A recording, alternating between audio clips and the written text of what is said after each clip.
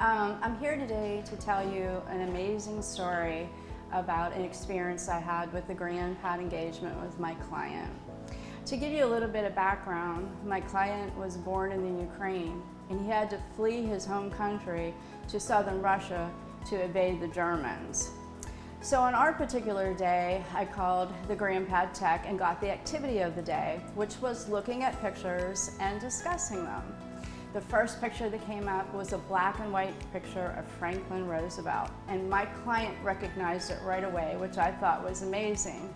He then began to talk to me if I knew about the Big Three Summit in Tehran, and I really couldn't remember that from my history lessons. What it was a meeting between three big leaders: Joseph Stalin of Russia, Winston Churchill of Britain, and of course Franklin Roosevelt from the US of A.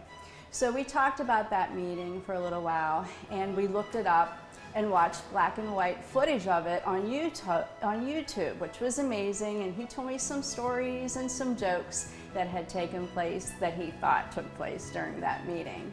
When we looked to the right of our YouTube selection, we were able to find another meeting of the Big Three, which was in Yalta.